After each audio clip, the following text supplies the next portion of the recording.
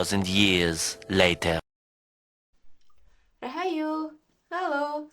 Dengan saya Nur Fitri Handayani, mahasiswa penghayat kepercayaan terhadap Tuhan Yang Maha Esa, Fakultas Bahasa dan Budaya, Untak Semarang.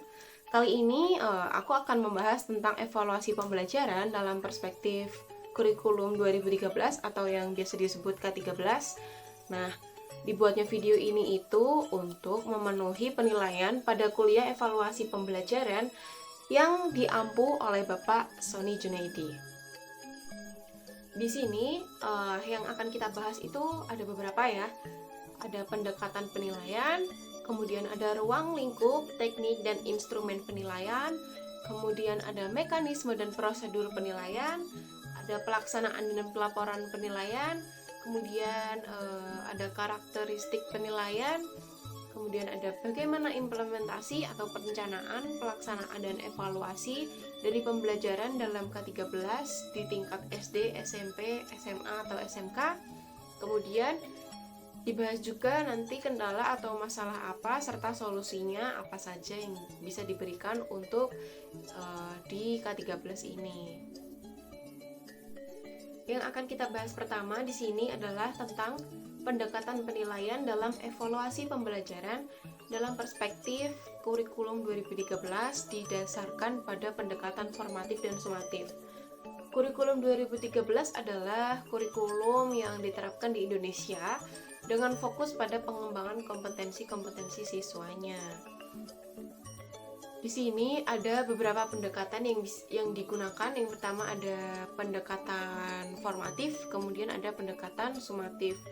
Di pendekatan formatif sendiri dalam evaluasi pembelajaran kurikulum 2013 itu bertujuan untuk memberikan umpan balik kepada siswa secara berkala selama proses pembelajaran. Pendekatan ini berfokus pada pemahaman siswa terhadap materi perkembangan, kemudian keterampilan dan kemampuan berpikir kritis pada siswanya. Contoh dari pendekatan formatif ini ada penilaian proses, kemudian ada portofolio, kemudian ada juga penilaian peer-to-peer. Selain ada pendekatan formatif tadi, di K13 juga melalui pendekatan sumatif. Nah, pendekatan sumatif ini dalam evaluasi pembelajaran kurikulum K13 digunakan untuk mengevaluasi pencapaian siswa setelah suatu periode pembelajaran tertentu. Pendekatan ini seringkali digunakan untuk memberikan penilaian akhir semester atau penilaian ujian nasional. Beberapa metode penilaian sumatif yang dapat digunakan di dalam K13 itu ada meliputi ujian lisan, ujian tulis, kemudian ujian berbasis proyek, ada juga penugasan yang bisa disesuaikan sama ketentuan sekolahnya masing-masing. Pembahasan selanjutnya yaitu tentang ruang lingkup, teknik, dan instrumen. Pada penilaian yang ada di K13, dalam kurikulum K13 ini, evaluasi pembelajaran mencakup ruang lingkup teknik dan instrumen penilaian dirancang untuk mengukur pencapaian kompetensi siswanya. Kemudian ada beberapa penjelasan tentang masing-masing elemen tersebut. Yang pertama ada ruang lingkup. Ruang lingkup penilaian. Ruang lingkup penilaian dalam K13 itu mencakup 3 aspek penting. Yang pertama ada pengetahuan. Pengetahuan ini melibatkan penilaian terhadap pemahaman siswa terhadap konsep, fakta, prinsip, dan teori yang diajarkan dalam kurikulum. Penilaian dilakukan melalui pertanyaan-pertanyaan, tes, atau tugas yang memerlukan pemahaman dan penerapan atau pengetahuan. Kemudian ada keterampilan. Keterampilan ini melibatkan penilaian terhadap kemampuan siswa menerapkan pengetahuan dan keterampilan dalam situasi praktis. Jadi bisa diterapkan di mana saja yang di mana kegiatannya itu mengajak kita untuk mengasah keterampilan kita. Gitu. Kemudian ada sikap. Sikap ini melibatkan penilaian terhadap sikap, nilai, dan kebiasaan positif siswa dalam konteks pembelajaran. Penilaian ini dilakukan melalui pengamatan perilaku, refleksi siswa, atau penilaian diri dan antar teman. Kemudian selanjutnya ada teknik penilaian. Dalam K13 ini terdapat beragam teknik yang digunakan untuk mengumpulkan data tentang pencapaian kompetensi siswa. Itu ada beberapa. Yang pertama ada tes tertulis. Di sini sudah pasti teman-teman udah tahu apa itu tes tertulis, yang melibatkan atau menggunakan pertanyaan pilihan ganda, isian singkat atau esai untuk mengukur pemahaman siswa tentang materi pelajaran yang disampaikan. Kemudian ada observasi. Di sini guru mengamati dan mencatat perilaku, keterampilan, dan sikap siswa selama proses pembelajaran. Kemudian ada portofolio. Di sini siswa diminta untuk membuat atau menyimpan kumpulan atau prestasi mereka dalam berbagai aspek pembelajaran seperti tulisan, kemudian proyek, atau bisa juga dalam bentuk presentasi. Kemudian ada penugasan. Di sini guru memberikan tugas atau proyek kepada siswa yang memerlukan penerapan pengetahuan dan keterampilan yang telah dipelajari. Kemudian ada juga ujian lisan. Kalau di ujian lisan di sini itu melibatkan interaksi langsung antara guru dan siswa, di mana siswa diminta menjawab pertanyaan secara langsung, secara lisan. Kemudian yang ketiga ada instrumen penilaian. Di instrumen penilaian ini merujuk kepada alat atau dokumen yang digunakan untuk mengumpulkan data. Tentunya data penilaian itu tadi ya yang sedang kita bahas.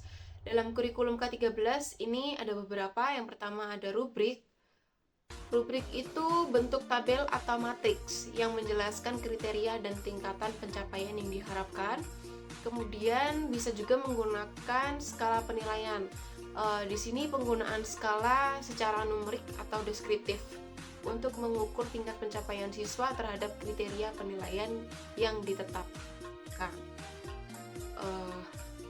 Kurang lebih seperti itu untuk ruang lingkup, teknik, dan instrumen yang digunakan dalam K13. Selanjutnya ada mekanisme dan prosedur penilaian. Di sini dalam perspektif K13 terdapat mekanisme dan prosedur penilaian yang harus diikuti dalam melakukan evaluasi pembelajaran. Di sini ada mekanisme penilaian. Mekanisme penilaian dalam K13 itu melibatkan ada 3 komponen. Yang pertama ada penilaian awal atau pre-assessment yang dilakukan sebelum pembelajaran dimulai untuk mengukur pengetahuan awal siswanya itu seperti apa. Kemudian hasil penilaian awal dapat digunakan sebagai dasar untuk merencanakan pembelajaran yang sesuai. Kemudian ada penilaian proses. Di sini selama proses pembelajaran itu memberikan umpan balik yang berkelanjutan kepada siswa dan guru. Penilaian ini bertujuan untuk membantu perkembangan siswa dalam mencapai kompetensi, mengidentifikasi kesulitan yang mungkin mereka hadapi, dan memberikan intervensi yang diperlukan. Kemudian ada penilaian akhir atau summative assessment. Nah, ini yang paling sering dilakukan bahkan sejak KTSP, tapi dilakukan juga di K13 untuk setelah periode pembelajaran tertentu seperti akhir unit, akhir semester, akhir tahun. Nah, biasanya dilakukanlah penilaian di sini yang tujuannya untuk mengevaluasi pencapaian siswa secara keseluruhan dan memberikan gambaran komprehensif tentang kemampuan mereka dalam mencapai kompetensi yang ditetapkan atau diharapkan. Kemudian yang kedua membahas tentang prosedur penilaian. Di sini prosedur penilaian dalam K13 ada beberapa tahapan yang harus diikuti. Yang pertama ada perencanaan penilaian, implementasi, juga pengumpulan data, analisis dan interpretasi data, pemberian umpan, pelaporan hasil. Nah, itu yang perlu diikuti dan harus ditetapkan. Di sini perencanaan penilaian, ini guru ya yang merencanakan penilaian berdasarkan kompetensi yang akan dinilai. Kemudian implementasi penilaian ini guru melaksanakan penilaian sesuai instrumen yang telah direncanakan. Kemudian di pengumpulan data, nah ini nanti guru mengumpulkan data dari hasil penilaian siswanya menggunakan instrumen yang telah dibuat. Kemudian ada analisis dan interpretasi data. Guru di sini menganalisis data penilaian untuk memahami pencapaian siswanya. Jadi di sini guru dapat mengidentifikasi kekuatan dan kelemahan muridnya melalui analisis dan interpretasi datanya. Kemudian ada pemberian umpan balik.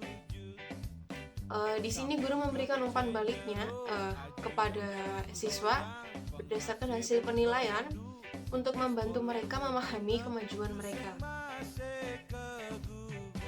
Kemudian ada pelaporan hasil. Di sini guru melaporkan hasil kepada siswa, kepada orang tua atau pihak yang berkepentingan lainnya. Seperti dapat beberapa ya, seperti rapor atau rapor sementara atau rapor kenaikan kelas atau pertemuan orang tua, laporan nilai, seperti itu kurang lebih. Prosedur penilaian yang dilakukan ini dijalankan secara berkelanjutan selama proses pembelajaran. Tujuannya untuk memantau dan meningkatkan pencapaian kompetensi siswa. Pelaksanaan dan pelaporan penilaian. Berikut penjelasan mengenai pelaksanaan dan pelaporan penilaian dalam K13. Pelaksanaan penilaian ini dalam K13 melibatkan beberapa langkah penting. Yang pertama, menentukan instrumen penilaian. Di sini guru memilih atau merancang instrumen penilaian yang sesuai dengan kompetensi yang akan dinilai. Instrumennya bisa berupa tes tertulis, bisa berupa observasi, bisa berupa penugasan, proyek, atau kombinasi dari beberapa metode yang dapat diterapkan. Kemudian ada mengkomunikasikan tujuan dan kriteria penilaian. Di sini guru menjelaskan tujuan penilaian kepada siswa dan memastikan pemahaman mereka tentang kriteria penilaian yang akan digunakan. Jadi hal ini itu membantu siswa untuk mempersiapkan diri dengan baik. Kemudian ada memberikan instruksi yang jelas. Di sini guru memberikan instruksi yang jelas mengenai tugas penilaian kepada siswanya.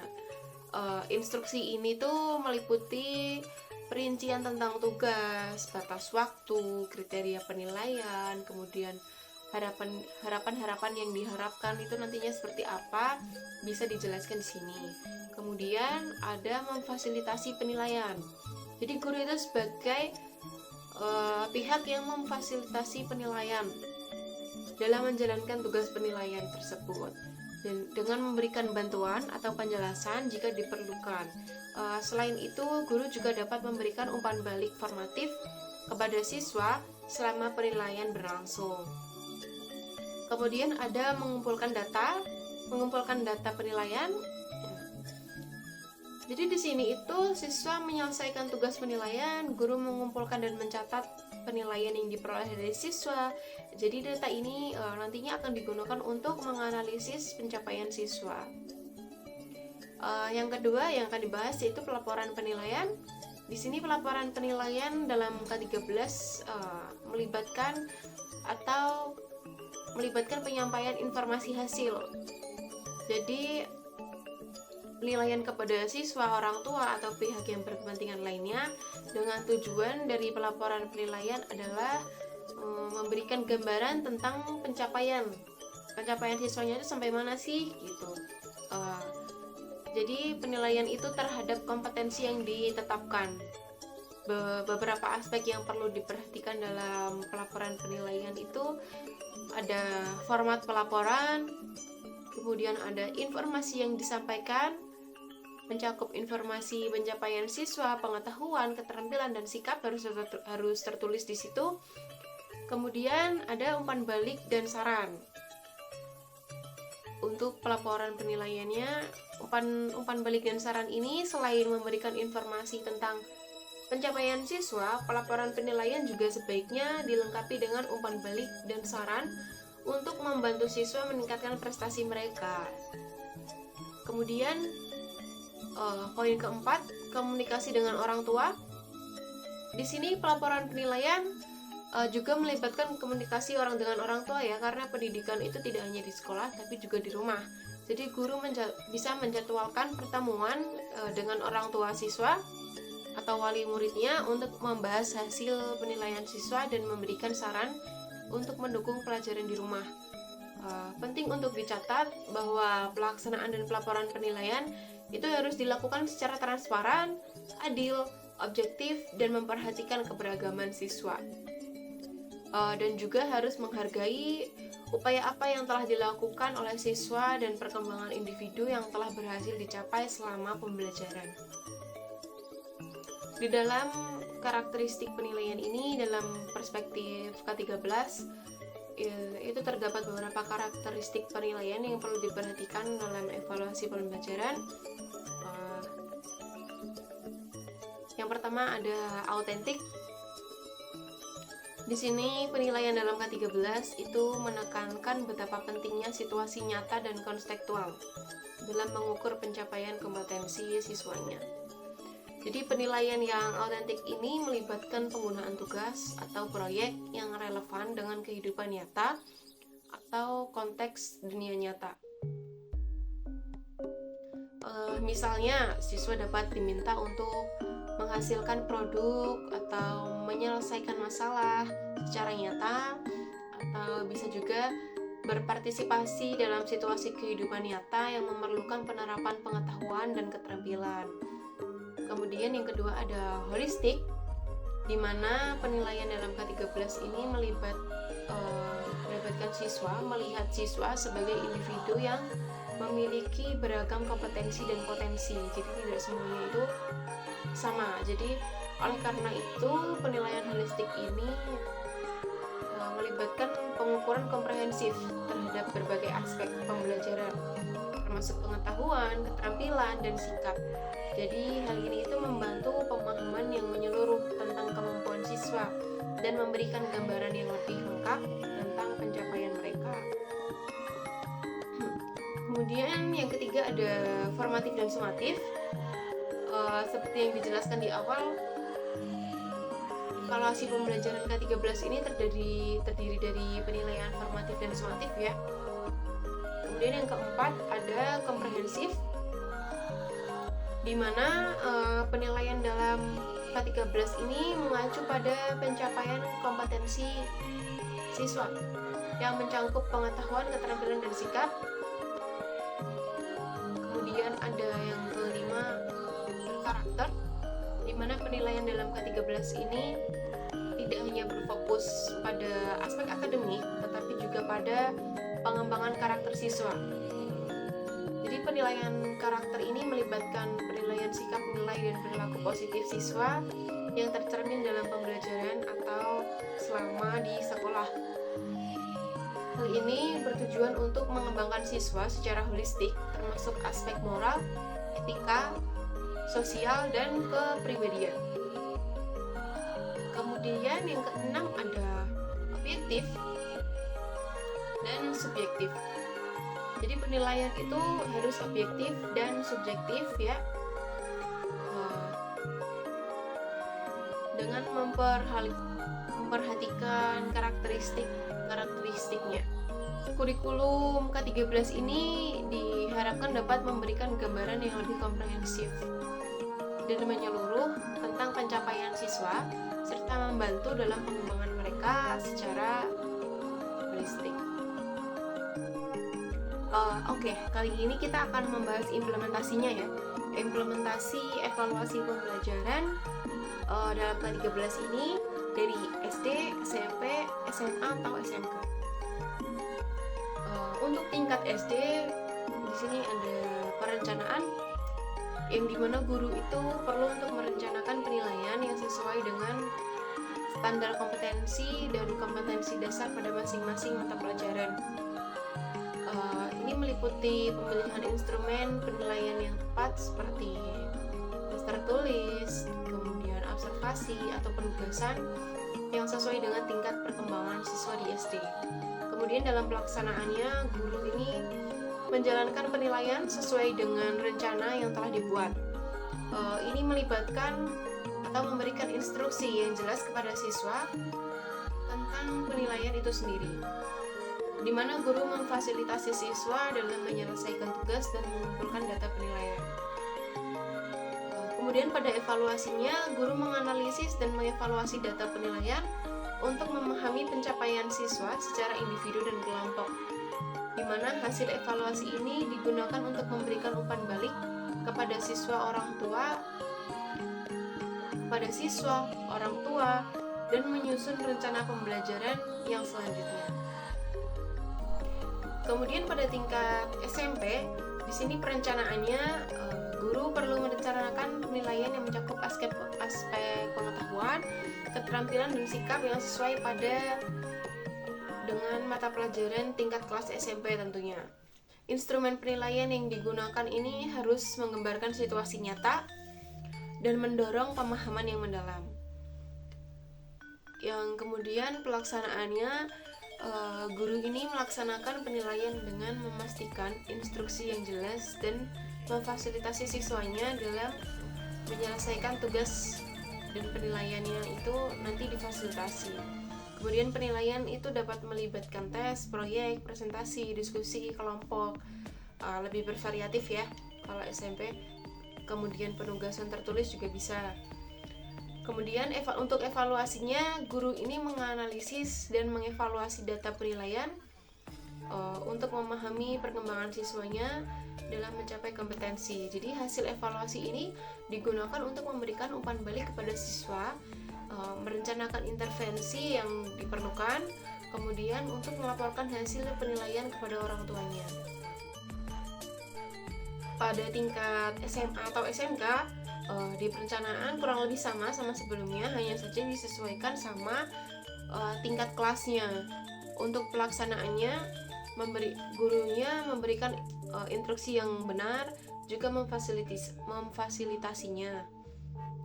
Kemudian untuk evaluasi ini, guru mengevaluasi data penilaian dan memahami kemampuan siswa dalam menerapkan pengetahuan dan keterampilan secara lebih mendalam, yang dimana hasil evaluasi ini nantinya digunakan untuk merencanakan pembelajaran selanjutnya. Nah, pada setiap tingkat pendidikan itu penting bagi guru untuk memahami prinsip evaluasi pembelajaran dalam K13 dan memastikan bahwa penilaian ini dilakukan secara transparan, secara adil, dan secara objektif. Selain itu, penggunaan variasi instrumen penilaian, umpan balik formatif, dan pelaporan yang jelas itu juga menjadi bagian integral dalam implementasi evaluasi pembelajaran di tingkat SD, di tingkat SMP, dan di tingkat SMK atau SMA. Dalam mengimplementasikan K13, baik guru maupun secara murid atau peserta didik, mungkin mengalami beberapa kendala atau masalah ya. Beberapa kendala yang mungkin muncul, pertama ada perubahan paradigma. Di sini K13 itu mengusung pendekatan pelajaran yang berbeda dari kurikulum sebelumnya. Jadi guru dan peserta didik mungkin mengalami kesulitan beradaptasi dengan perubahan ini, dan memahami pergeseran paradigma yang terjadi itu bisa dibilang ada yang kesulitan gitu. Kemudian ada karena kurangnya sumber daya. Di sini implementasi K13 itu sangat membutuhkan dukungan sumber daya yang memadai, seperti buku teks yang sesuai tentunya, kemudian perangkat, media pembelajaran, fasilitas yang memadai, terus kurangnya sumber daya dapat menjadi kendala dalam penyelenggaraan pembelajaran. Kemudian ada juga karena peningkatan beban kerja. Di sini ke-13 itu menekankan pembelajaran yang lebih aktif, kolaboratif, dan berbasis proyek yang dapat meningkatkan beban kerja guru, di mana guru itu juga dibebani untuk administrasi, jadi merasa lebih terbebani. Secara praktek harus baik, secara administrasi juga harus baik. Jadi guru mungkin mengalami kesulitan dalam mengelola waktu dan menghadapi tuntutan yang lebih tinggi. Kendala berikutnya ada ketidakpastian dalam penilaian. Di mana dalam penilaian K13 yang lebih holistik dan autentik ini dapat menjadi tantangan bagi guru dan peserta didik. Penilaian yang berbasis kinerja dan observasi ini dapat memunculkan ketidakpastian dalam menentukan kriteria dan standar penilaian yang objektif itu seperti apa. Kemudian ada kendala tentang ketimpangan kompetensi guru. Ini ketidaksesuaian atau ketimpangan ya. Kompetensi yang sesuai baik dalam hal pemahaman konsep maupun penugasan atau metode pembelajaran yang sesuai dengan pendekatan yang diusung. Kesimpangan kompetensi guru dalam memahami dan mengimplementasikan kurikulum itu dapat menjadi hambatan. Kemudian hambatan yang selanjutnya atau kendala yang selanjutnya adalah pengaruh eksternal. Banyak sekali ya pengaruh eksternalnya di sini, seperti tekanan dari orang tua, harapan masyarakat yang terlalu tinggi, misalkan harapan dari pemerintah yang dimana di lapangan ternyata susah untuk dilakukan sesuai sama prosedurnya, atau kondisi sosial ekonominya juga bisa itu termasuk dalam pengaruh eksternal. Kemudian pengaruh ini tuh dapat menciptakan ekspektasi yang tidak realistis atau menekan guru dan peserta didiknya sendiri untuk mengikuti pola pembelajaran yang konvensional. Dalam menghadapi kendala-kendala tersebut, kendala-kendala yang tadi disebutkan oleh saya, penting bagi semua pihak itu untuk terlibat, termasuk guru, peserta didik, pihak terkait lainnya, sekolah, orang tua, untuk bekerja sama dalam mengatasi tantangan-tantangan yang muncul dalam menerapkan kurikulum K13 ini. Karena dukungan dari pihak sekolah, pemerintah, dan komunitas pendidikan itu dapat dan sangat membantu untuk mengatasi kendala-kendala yang muncul atau yang telah terjadi.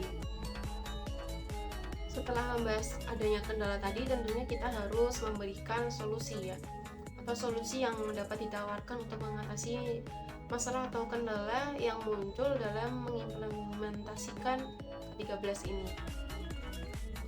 Solusinya yang pertama kita dapat melakukan pelatihan dan pengembangan profesional,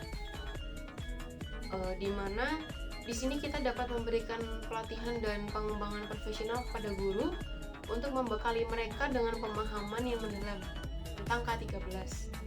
Kemudian dapat memberikan juga strategi pembelajaran yang sesuai itu seperti apa, penggunaan instrumen penilaian yang efektif seperti apa. Jadi ini itu dapat membantu guru dalam mengatasi kendala perubahan paradigma dan meningkatkan kompetensinya para guru.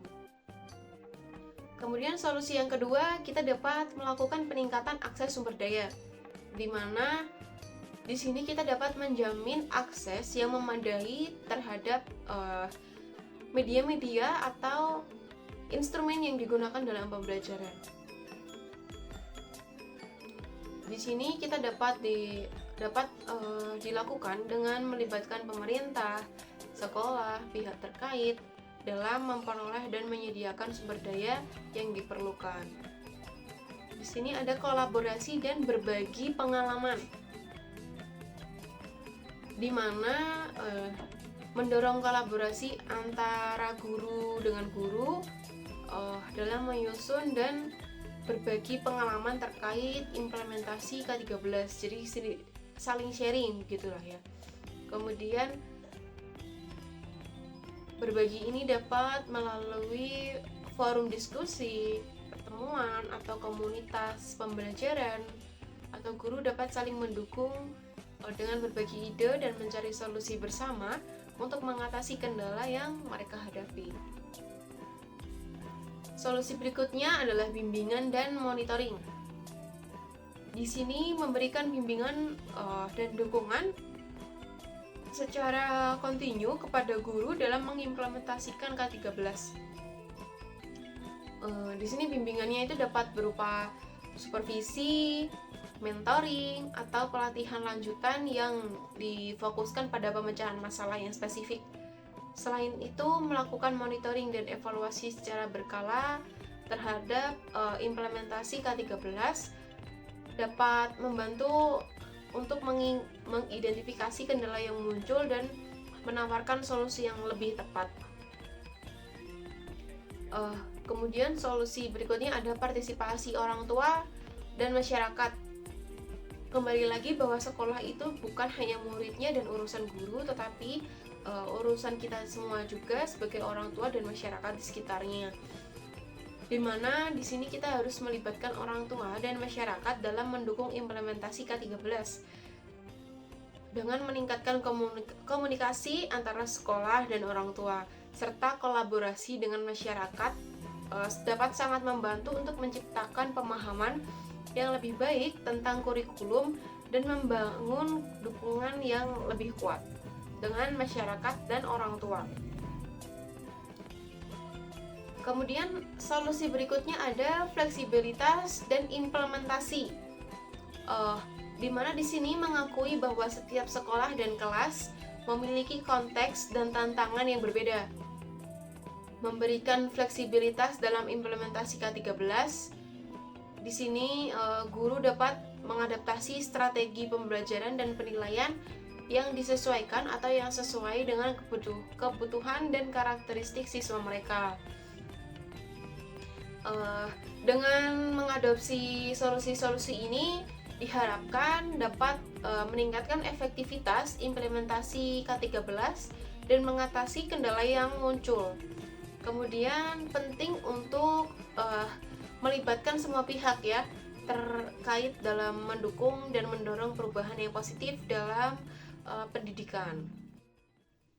Kurang lebih seperti itu yang saya sampaikan tentang evaluasi pembelajaran dalam perspektif K13. Saya Nur Fitri Handayani mengucapkan terima kasih pada semua yang telah menonton. Jangan lupa like, comment, dan subscribe. Bantu untuk meningkatkan penonton dan subscriber YouTube Prodi KTT IME. Terima kasih. Salam Rahayu.